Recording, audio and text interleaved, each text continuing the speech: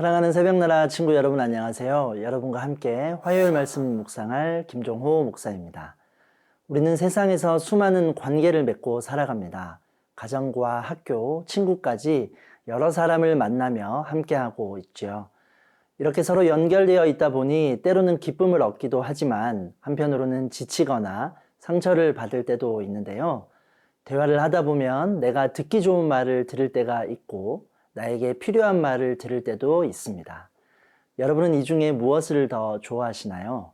오늘 말씀의 제목은 우리 우정 진심이야입니다. 오늘의 말씀은 잠언 27장 1절에서 12절입니다.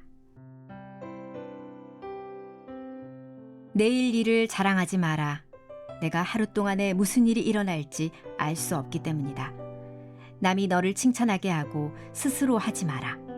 칭찬은 남이 해주는 것이지 자기 스스로 하는 것이 아니다.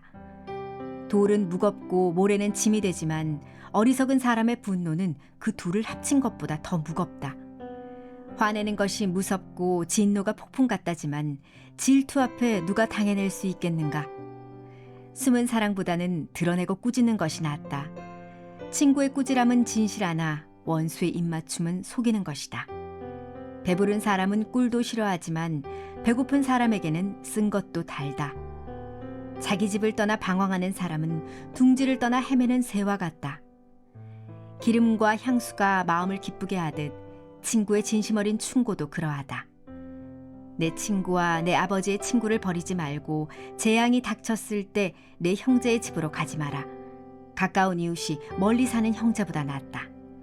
내 아들아, 지혜롭게 돼 내 마음을 기쁘게 하여라.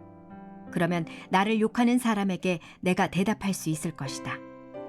현명한 사람은 위험을 미리 보고 피하지만 우둔한 사람은 그대로 가다가 고난을 당한다.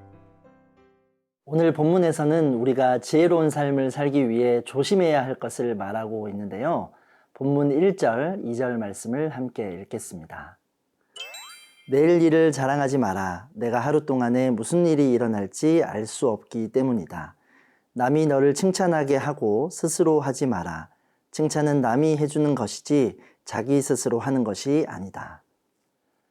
먼저 내일 일을 자랑하지 말아야 합니다. 당장 무슨 일이 일어날지 앞을 전혀 알 수 없기 때문입니다.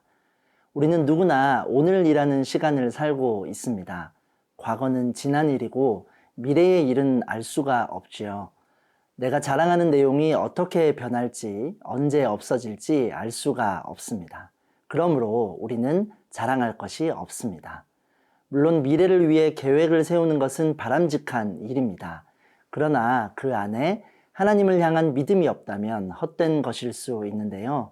어제의 경험으로 내일을 예측하며 자랑하기보다 미래의 시간이 하나님의 것임을 인정하고 하나님을 의지하는 것이 지혜가 됩니다. 우리는 내일을 자랑하기보다 하나님께서 주신 오늘 하루를 겸손하게 살아가야 합니다.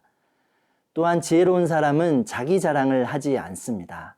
헛된 자랑을 하거나 스스로를 칭찬하지 않습니다. 다른 사람의 칭찬을 듣도록 그리고 다른 사람을 칭찬하도록 노력해야 합니다. 스스로 만족하는 삶이 아니라 이웃과 세상의 인정을 받는 그리스도인이 되어야 합니다. 또한 우리는 분노를 조심해야 하는데요. 3절과 4절 말씀처럼 미련한 사람의 분노는 돌과 모래보다 무겁습니다. 자신과 상대에게 아픔을 주게 되는 것이죠.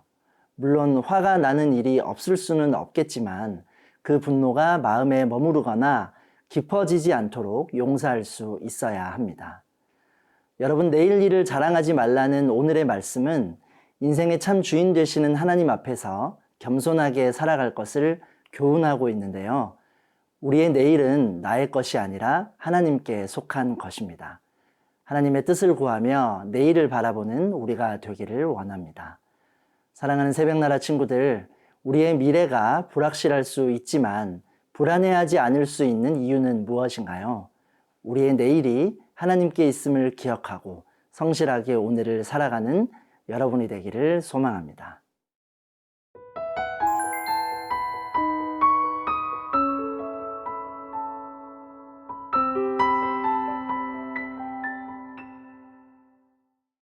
덧붙여서 본문은 친구와의 관계와 상황에 대한 모습을 정리합니다. 5절과 6절 말씀입니다. 숨은 사랑보다는 드러내고 꾸짖는 것이 낫다. 친구의 꾸지람은 진실하나 원수의 입맞춤은 속이는 것이다. 솔직한 책망은 숨겨진 사랑보다 낫습니다. 사실 뒤에서 험담하는 것은 쉬운 일이죠.